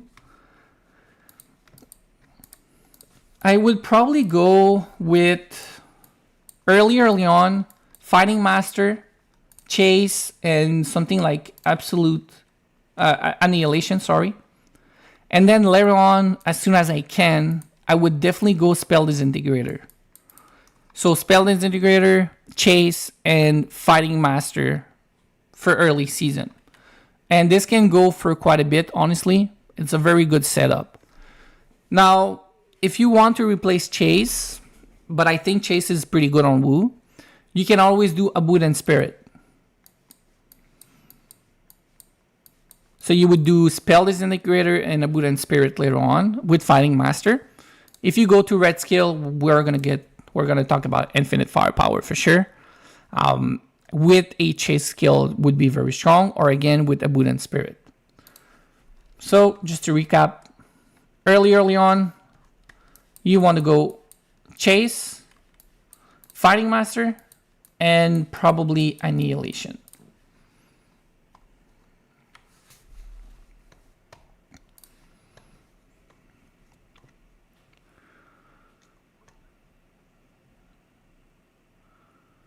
So the next seasonal event, I don't have any information on that yet. As soon as I do, I'll let you guys know on the Discord if I get information before. I don't always do. Sometimes I get sneak peek. It's not always the case. But if we look at all seasonal event in the past year or so, there's always one event that is a side event that helps you do, help you get Soul Crystal tokens and Philostone / gems. So sometimes it's you cook a meal together, the Candy Defender, the bunny thing boss that you need to kill. This time around it was the net. Sometimes it's the food that you need to match together to make higher level. There's always one of these in the seasonal event. I don't think that's going to change. Now it's going to come down to which one we're going to get. I actually took a gamble this seasonal event because I didn't really like the format. And I wanted to take a gamble, so I did. So what I did on some of my account is I actually didn't use any nets on my farms account. If you look here, I kept all the nets and I even kept all the candies. We don't, actually, let me show you here. So I kept all the candies and all the net, right? Now, what I will do is if a Candy Defender event comes back or a net event comes back, I can match my farm with my main account and max out the event using my farm for my main account. The fish event, the net event that we had last seasonal event, was very much so done so that you cannot use your farm as much. Because the way it works is you need to catch the shark, Smiley, to get the shards for Alex. Because of that, you need to use nets. You cannot just use the nets on your other account. That only got you the completion rewards, which was a insignia and only 3 Alex shards. So it's not a lot. It's still something that can be used. But the important thing is you want to make sure that you reach the milestone at the end of the event for Smiley without going too deeply into the next milestone, because that was a waste. I decided to keep the nets. I hope that the next seasonal event, whatever event they do, they're going to let us at some point convert the nets or the candies into that event. We don't know. Maybe it's going to happen. Maybe it's not going to happen. I just took a gamble hoping that it will. But again, they're letting us keep the nets. They're letting us keep the candy. At some point, the event has to come back, or they need to let us convert the currency. Otherwise, there's no point on keeping these currency. So we're going to have to see and wait. I don't have information on that at the moment.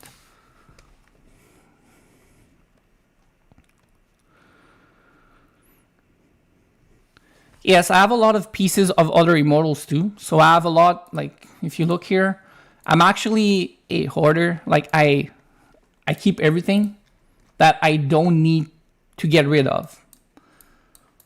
So here, like I have 2,000 Attila. I still have 1,100 Alex, and my Alex is maxed out. But the reality is I don't need to get rid of it. I still have enough Soul Crystal to do my dailies. There's no point of getting rid of it, right? And that was proven when they did the specialization. I was able to max my Alex in almost a week or a month when they released the specialization because I had kept everything back then too. I doubt they're going to do another specialization kind of upgrade, but we never know what they might do and what we might need the shards for, right? So what I recommend is for the gem immortal, just keep it. Now for the one like Cleo, it's free basically for Soul Crystal in the shop. If you have a lot of Soul Crystal, you might as well save it. We never know. But if you are struggling on Soul Crystal, then these are the one that you want to remove first. Don't remove Attila, even though Attila is not very good at the moment. I don't use him at all. I'm still keeping it. We never know, guys. Attila was extremely nerfed a long time ago. What if they release an outfit and suddenly Attila goes back to being one of the best immortal? We don't know. I'm telling you, before they nerf Attila, Attila was actually probably one of the best immortal with Alex when it comes to being an attack immortal. Attila was extremely good, so good that some of the wells were running Attila Charles in their Holy Dragon setup. They were not running Alex. Some were running Manco and Charles. Some were running Manco and Attila. Again, Gems Immortal, I would keep for sure.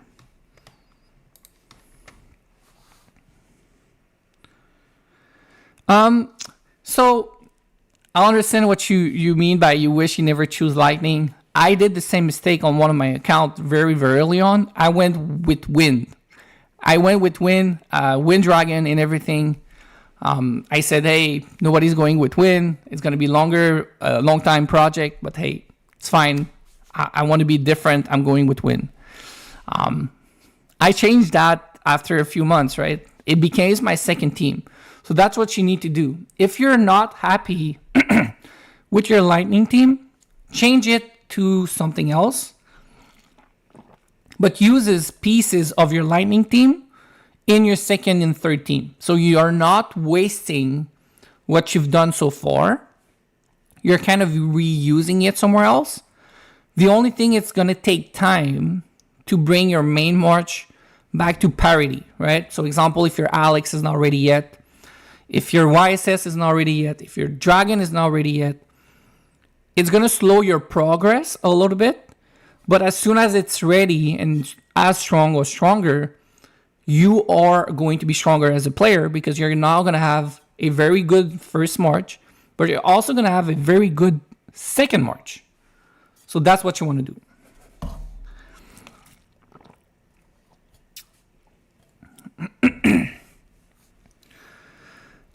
Merlin and Artemisia. No, Merlin and Artemisia is quite good together. I would say one of the reasons that I always prefer Alex is very simple, guys. It's all because of the artifact and what it does. So Alex, with the artifact, becomes immune without fighting master. When you look at a Merlin, a Wu, a Himiko, a Khan, they need Fighting Master. So if you're a low spender and a free-to-play player, you are better off with an Alex in most cases, because Alex, you're going to be able to place 3 damage skill on them, whereas your Merlin will have to have only 2 because you need to slot in Fighting Master. So the ceiling of damage output from the Alex is higher than the Merlin because of the skills. But as soon as you stop upgrading them to maybe 1 chaos alongside them, a red skill or 2, it varies, right? It can depend, because now all of a sudden, if you only get 1 red skill, you get it on Merlin, or 2 get red skill, you get it on Merlin. The ceiling for Merlin becomes a lot higher because now you have Energy Mastery and maybe Corrosive Power. So it depends on what you want to do in the end game. It's not that Merlin and Artemisia are not good together. It's that if I have to choose, I would probably go with Alex. But that's me and my preferences. And also the fact that I play a lot around the immunity when it comes to PvP.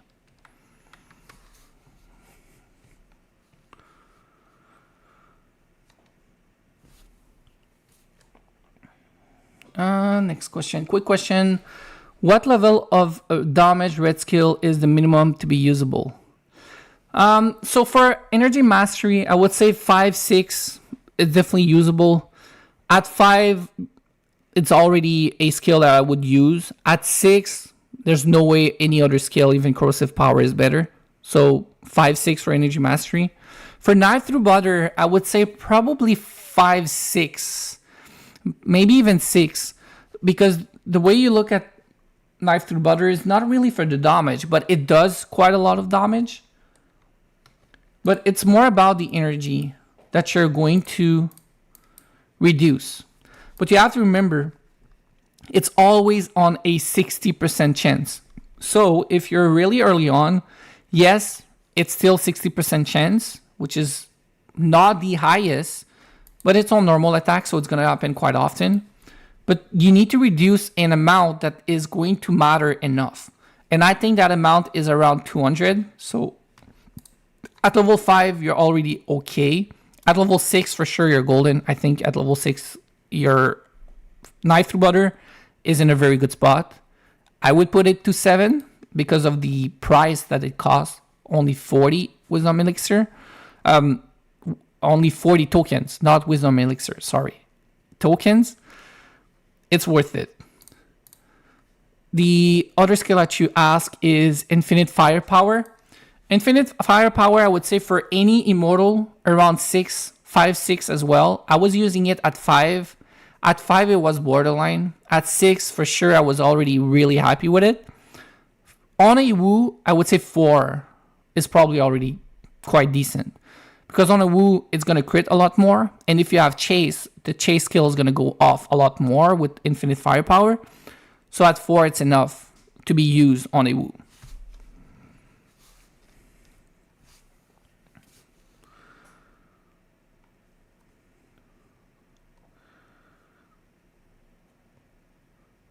The next seasonal event,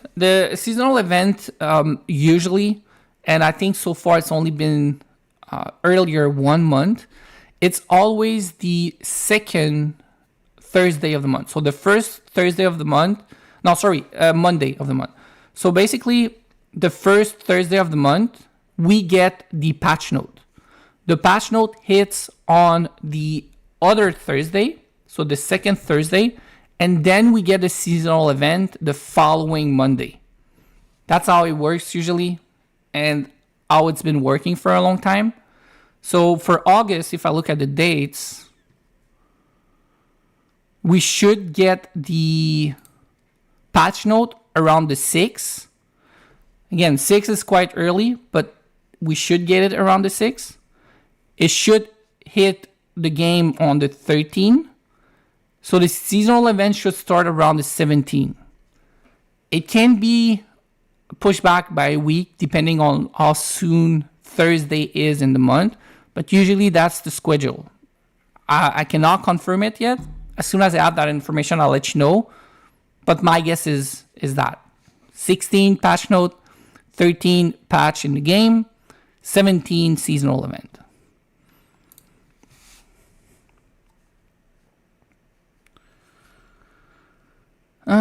Unlock dragon talents. Where to get the... So the dragon essence, you need to go slowly about it. I don't recommend buying dragon essence with money at all. You will get into a situation where you have too many. The best way to buy it, honestly, in game is going to be time rift breaker. Here, you can get 5. I think it's almost 10 every week, because this is, I think it's more than once a week. I don't remember. But at the very least, you get 5 every week. Every time this reset, you buy it. That's it. Personally, I think that dust is the most important. So I would get the dust first. And if I have enough, I would get the dragon essence. And then you need to do open arena. When you do open arena, you're going to get quite a few dragon essence by reaching the milestones. It's not a ranking reward, it's a milestone reward. So example, right now, if I reach 1700 and I take a look at the rules, actually 1700, I don't remember which one it is, but example, when I go tip to master, I would get 10 dragon essence. These are the best way to get them. There are other places, but I don't really recommend it. If you look at TOS, you have dragon essence here. I don't recommend it. If you are a chaos player, you need to go with the Crimson Moonlight. You spend every single token or currency on Crimson Moonlight. If you're not, I would spend it on Stardust. This resets when the brackets are going to be done. So the first brackets here and the new brackets for the finals are going to be up and running. This is going to reset.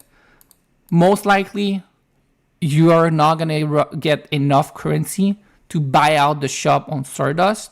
So I would not get dragon essence here. I would also not get dragon essence from the KVK shop. In the KVK shop, you really want to focus on the skill tokens. I would not get this here. So dragon essence, time rift breaker, and do your open arena milestone.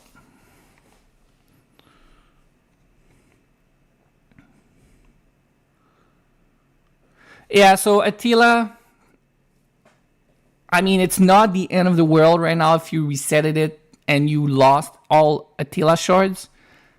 Yes, it's a waste because you probably paid money and gems for it. But until he is useful again, you don't feel too bad. We don't know if he's going to ever be useful again. But yes, the best recommendation that I can give you is if you put money and gems into something, an immortal, even if they're not used anymore, just keep them. Save them here. Just log them. And if they ever become good again, you're going to be very happy. Example, my Baldwin. My Baldwin is here. I have 500. He is max star. If he becomes better again, I have it. Sion Diok is, I did it from the King of the Hill box. And I don't use her anymore. At the moment the nerf our cursive power works with her ultimate, she became very weaker. I'm still keeping it. We never know what might happen. And as long as I don't need a soul crystal, it's a really big waste of melting her just to have more crystal here. It doesn't make sense.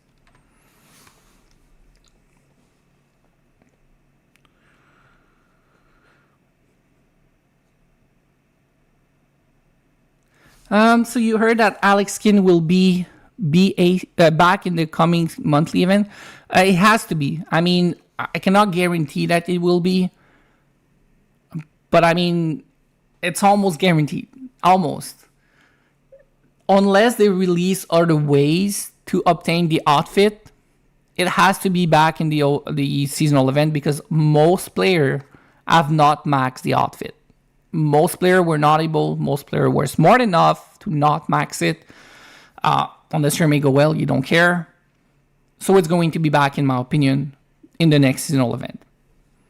Not a guarantee, but a high chance.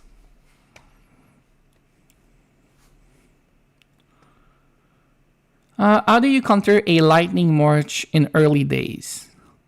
So if you always lose to Kan, Hamu, Toku, and Louis, how do you counter? To counter that type of march, you're going to need probably resist and Oaken Guard. This is one of the march that both are going to be useful against. So you want to use both of them. And then you're probably going to need something that doesn't have too much healing. So if you have a Zenobia, make sure your Zenobia does not use too many healing skill, because Khan is going to cancel it. And this is where early on, Hybrid is struggling, right? And that's why a lot of players early on go Lightning. I think it's a mistake if you keep going Lightning, honestly, because your Hybrid or your YSS Alex March is going to be stronger later on. But early on, Lightning is the perfect team to counter Hybrid team. Why? They don't have any healer, but they have they don't have any healing, but they don't have any healer neither. So they counter Quinn and Zenobia at the same time. The Alex is not counter all that much. Tokyo helps a little bit against Alex, but Alex is also not being countered, right? But it's also not countered. You're also not countered by Alex. You're doing fine against Alex.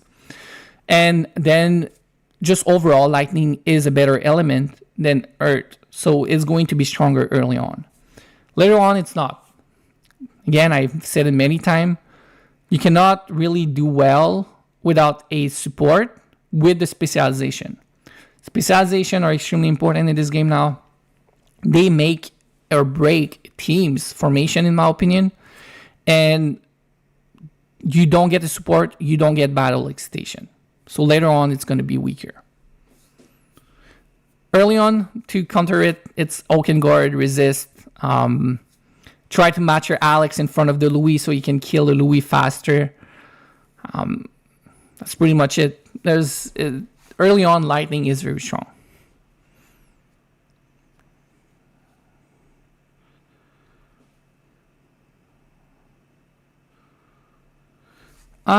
For the skin, so what is the mistake from the dev, and it will continue to give more? So the skin, basically, I don't think there's a mistake on it. The only thing that it does is remove the cap. So when you look at an Alex, So when you look at an Alex like this, you see that the damage when the stars are maxed out on Alex, it goes to 50-50% on the damage and attack speed. But when you put the artifact says 35-35, but the skill becomes passive. So you get a bonus from the artifact. Because your skill is now a passive, you don't need to generate any energy, and you're immune all the time. So here it says immune to all control for 6 seconds. Doesn't matter. You're immune all the time with the artifact. But you are capped now at 35 on the damage increase and the attack speed increase. When you do the outfit, what happens is the cap is removed.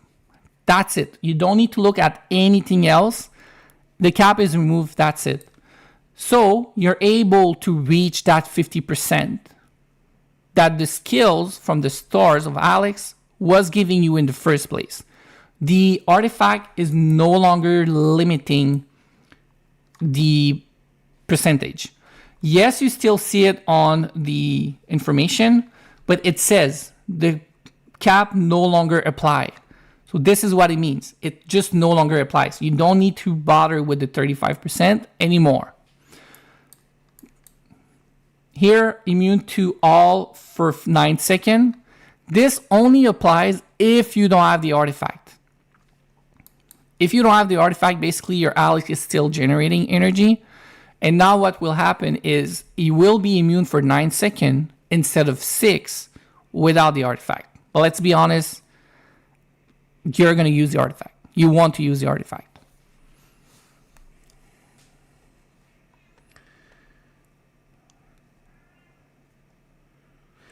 So if you only see gold in the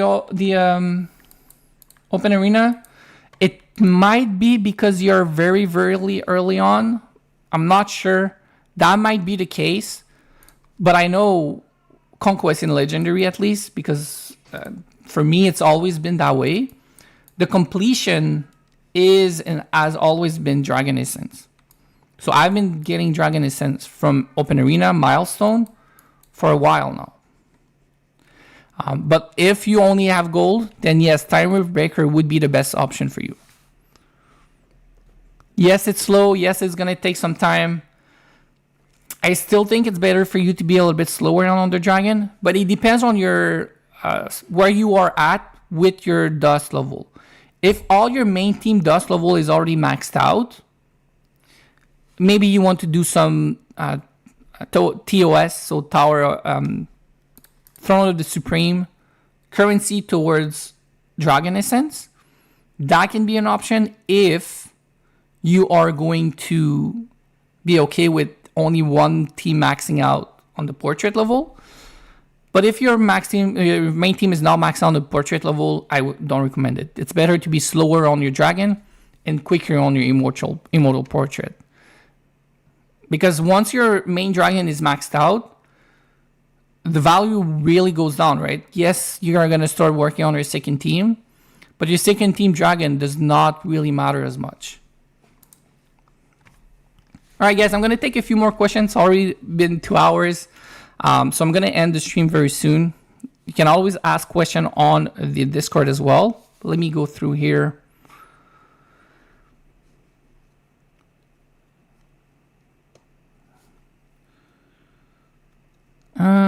Just want to thank you for the feedback, guys. And again, if you have topics that you'd like me to touch on, just let me know in the Discord channel, YouTube comments. I'm trying to touch on all the level of the game. So early on, later on, next week, I will do the tier list for skills from 40 to 60 when it comes to free to play. So non-token skill. I will also release as a tier list, not a video, all the skills that are free to play from 0 to 60. So that you have one list with everything if you're later on. And I will also shape this tier list more aggressively, I would say, when it comes to S tier, A tier, and then the trash, right? Because I think early on, it's more important to know when a skill is A tier. But later on, when you have access to the whole Tower of Knowledge, token skill as well, I think a lot of these skills that are kind of usable early on are not going to be as good because you are going to basically take the slot of a way better skill for something that you don't really want to use. At the end of the day, each immortal can only hold 3 skills. So you getting 20 decent skill compared to only a few very, very strong skill is going to be a lot better. Because your main team can only hold 3 plus 3 plus 3 skills, right? So even if you have 20 decent skills, it doesn't matter if you don't have the best. You need to use the best. Wukong or Poseidon? Poseidon. Wukong, in my opinion, is only for Mega Whale early on. Mega Whale that will replace Wukong later on. They will place him in their second, third team, fourth team, maybe even. Wukong is not an immortal that I like. I really don't like Wukong and what he does for low spender, free to play, even mid spender.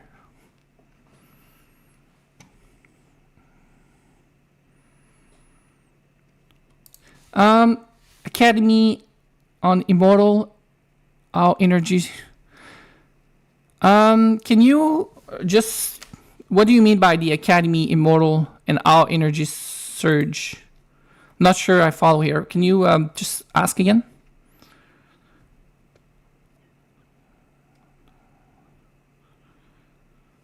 OP skill. Let me see. Okay, so the skill that you're referring to is the life protection. So let me show you a replay.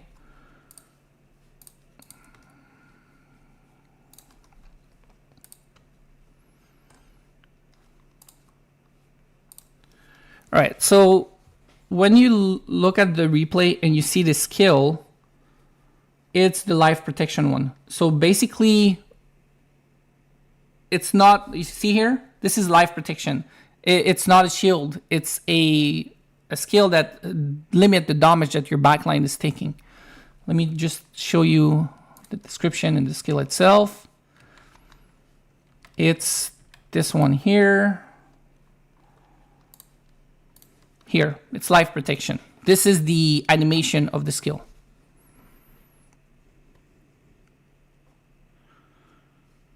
Yeah, so this is why you're running out of time. It's because life protection really decrease the damage received and also increase the healing effect. It's a really good skill to protect the backline. All right, guys, if you have any more questions, let me know on the Discord. And I'll be happy to reply. Again, I've mentioned it a few times. I am, however, quite busy during the summer, personal life, weddings time, and I need to be going on the road a lot for work. So I'm going to try to answer as much as possible. But one thing that is really amazing about the Discord channel, guys, I am not the only one that has a lot of experience and can help you. Everybody can help you. If you want my opinion, just tag me. I'll try to reply as quickly as possible. Have a good evening, good weekend, guys. Bye-bye.